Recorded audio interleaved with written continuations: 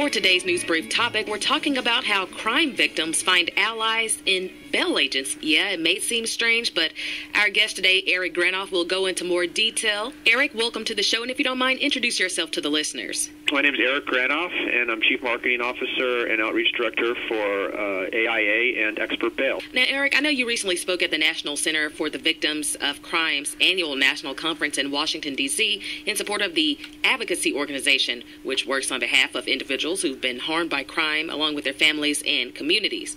And I also know you led a panel on the subject of bail bonds and victim advocacy, Making the Connection, which was quite controversial to some, but just break it down for us. How long has bail been around, and how does it work? Bail is actually something that's been around for a very, very long time. It's actually brought over from this country from England way back when, and something that it worked there, and our forefathers were very smart individuals and knew it was something that they could incorporate here and be very effective here as well. And really, in its most basic sense, and the challenging thing about bail is that it's something that's actually regulated differently in every state. In the 46 states in the country that allow commercial surety bail, it's regulated very differently. But at the broadest sense, what basically works is if someone gets arrested, accused of a crime, they'll do is they'll get booked. They do a background check to make sure they're not wanted for anything else. And then a judge or a magistrate court official will set a bail amount based on the severity of the crime or the charges, based on the past history, based on the person's ties to the community, things like that, to determine whether they're going to be a flight risk or not. That bail is set, and then that person can work with a commercial bail bondsman to get out of jail. And it's typically, hypothetically, if it's $1,000 or say it's a $10,000 bond that has been given, he'll pay 10% of that typically. I mean, that's the average across the country. So 10% of that is a premium payment to the bail bondsman. And the person gets out, and they can continue, they can work, they can prepare for their trial, they can take care of their families while they await their court dates. And they need to go to their court dates while they're out of jail. And once they've gone to their court dates and their case has been adjudicated, then the bond gets exonerated and everyone's off the hook. However, if that person doesn't show up, the bail bondsman basically is on the hook for that the full amount of the bond, which is the $10,000. So that bail bondsman will go out and get that person and find them and get them to show back up for court. And is it true that bail is actually an insurance product? And ultimately, that's what a bail bond is.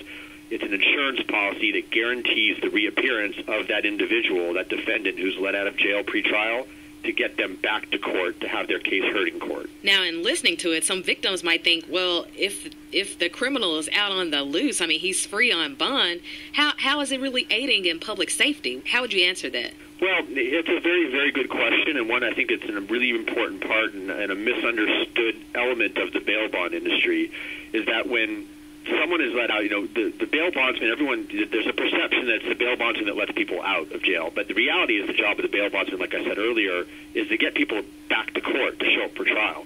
So if you think about the way a bail bond's underwritten is a bail bondsman takes a look at the risk of the individual. So has this guy committed crime before? Has he been out on bail before? Did he show up for court before? What are his ties to the community? Does he have family nearby? Does he have family willing to vouch for him? So they'll go out there and they'll talk to family, because it's usually the family you'll be dealing with that wants to get the individual out.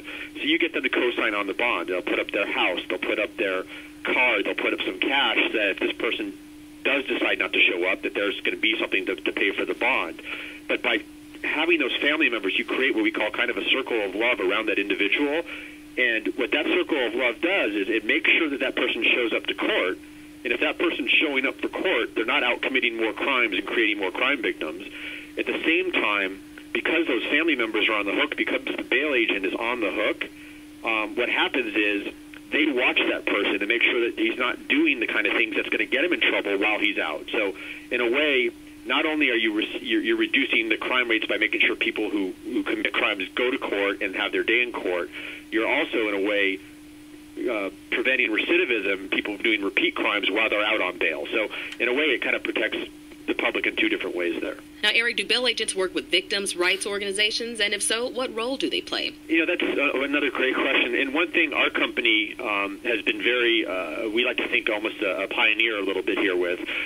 We created a brand called ExpertBail, which is a national network of bail agents in this country. And one of the things that we wanted to do was challenge that misperceptions out there that people have. They think that we're all guys running through the streets with guns, chasing people down, and a lot like what you see in TV and the movies. And the reality is, bail agents, they're just like you and me. They're people that are active in their communities. They're people that play a role not only protecting public safety, but very often protecting victims of crime. And ExpertBail has partnered with the National Center for Victims of Crime. We've been working together with them. We kind of formed, aligned something together.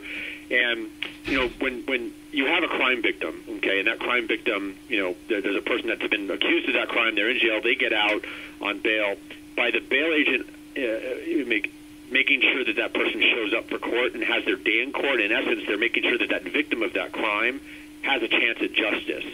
And so we know that the role that bail plays really, in a way, makes sure that the person that they're having their accountability taken care of in court. They're having their day in court. And we also think that bail agents, when it happens a lot in domestic violence cases, where you'll have a girlfriend or a boyfriend or someone that's in the bail agent's office going to bail somebody out that potentially maybe has abused them, maybe has beaten them up. And we did a survey amongst our agents in our network, and it was 86% of our bail agents had an interaction with a victim of crime once a month. And we saw that statistic, and it opened our eyes to the potential that bail agents have in playing a role in not being a counselor, but if there's a victim of crime in their office, for them to know where they should send them, or they should go talk to these people, and really be that, in a way, kind of a traffic cop, and help those people out that are in their offices anywhere, and having that touch point with them early on in the process so we can make sure that they're getting the help that they need. It's been quite controversial in the fact that people are wondering, how is it that bail agents can actually be allies for victims in these many cases? And he's kind of broken it down for us. Now, what are some of the other rights, legal rights and powers that bail agents have? Well, I mean, a lot of the power comes into the agreement that's signed. I mean, it's a contract that you sign with the family, with the defendant when they get out. So if there are certain things that they shouldn't be doing as are part of conditions as part of that bail bond, and very often those conditions are set by the court, the bail bond then has the right to make sure that that person abides by those conditions in the bond. If they don't, the bail bondsman has the right to then basically revoke the bond and bring the person back to jail. Is there a correlation between bail and jail overcrowding, you would say? That's an argument that's been going on for a long time, and when you have a population in a jail, it's not the same people sitting there. It's a population that's constantly evolving, and bail actually facilitates that process of getting people out. Getting a bail bond now is not as difficult as it used to. It's an industry that's had to evolve and allow people to use things like credit cards, allow people to use things like payment plans. So people are able to get out now. So it's almost a little bit of a myth to think that because people can't afford a bail bond, they're not getting out of jail. There's lots of different types of individuals who are in jail, and only a portion of those are actually bondable in the first place. So it's just, if anything, bail helps reduce the overcrowdedness of jail by letting people out pre-trial, and at the same time, to be able to do that without using tax dollars by having to be done by a private industry is a very, very effective tool for our criminal justice system to be able to manage those populations and at the same time protect the public. Now, Eric, in talking about a pre-trial release, how does it work in comparison to bail? Well, there's different types of release, and when a judge is setting a bond, they'll have a choice of the type of bond they can do. So there'll be like a commercial surety bond, which I've kind of explained already in the process. But then you also have these pre-trial release agencies, which are these government programs that have been set up, and our tax dollars fund these programs. And initially they were designed for people who were indigent, people who didn't have ties in the community, didn't have jobs, were very, very low-level crimes. Maybe they were shoplifting. And so these are people that have drug issues or substance abuse issues or alcohol issues. And these government entities that they play a role in kind of determining whether someone can get out or not. They allow people to get out without getting a bail bond. So, and it's called own recognizance or an OR release. And the pretrial service offices are responsible for them for watching them or getting them into a drug program and making sure that they show up for their court.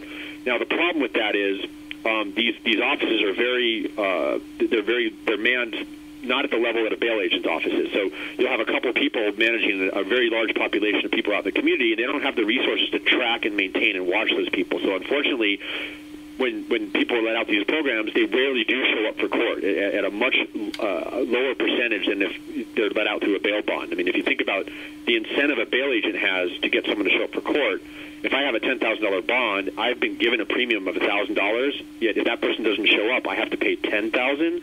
You can't stay in business very long with those kind of numbers. So a bail agent has that financial incentive to make sure someone gets back to court. The family has that financial incentive that's tied to the bail agent to make sure that person gets back to court. The problem with the pretrial service agency is here's an employee who works, 8 to 5. At the end of the day, they've done their job. They go home. There's no financial incentive for them to make sure someone shows up for court. And what happens is when people don't show up, a bench warrant is issued. It's given to the local law enforcement to try to track down.